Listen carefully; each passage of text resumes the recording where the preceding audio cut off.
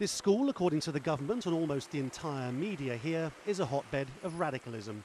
The children, 99.6% Muslim, are claimed to have been taught to laugh at Christianity, to mock Christmas, girls and boys separated.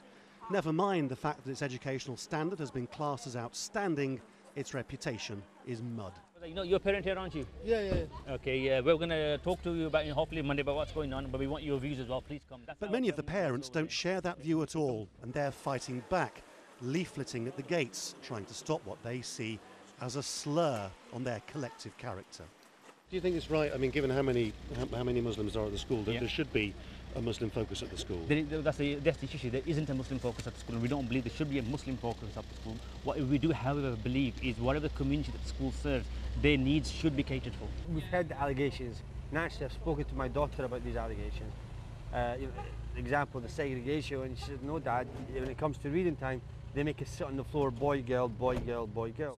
Their kids, they said, had gone to the local Catholic school a couple of minutes away for Christmas. People here used to complain about Catholicism being taught in state schools, but not now. Now it's Islam. The nearby streets are entirely Islamic, and this is the catchment area for their school. But it's clear the politicians believe that if they're living in Britain, they have to adopt a different set of standards when they send their children to state-run schools.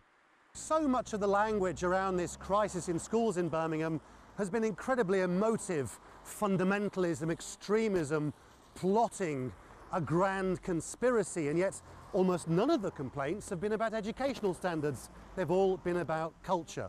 And yet, if the point of an educational system is to serve the needs of a demographic, then many of the parents who live in places like this would say the schools work very well for them. More than 20 schools here teaching thousands of children have been accused of jettisoning non-Muslim teachers in favour of conservative Islam. Several will be stripped of their status on the grounds that they have failed children culturally. This local Member of Parliament says the schools didn't understand their secular responsibilities. All the time we had to sit, so the girls at the back and boys at the front. What that leads to, just irrespective of the school of thought of Islam that you're following in, is the whole idea of undermining the values and the principles for those young girls, who will then be always in a different mindset that they're not good enough to sit at the front. So back to the school which we were shown round. We saw evidence of various religions being taught, of boys and girls sitting together with non-Muslim staff, of a library full of standard children's literature.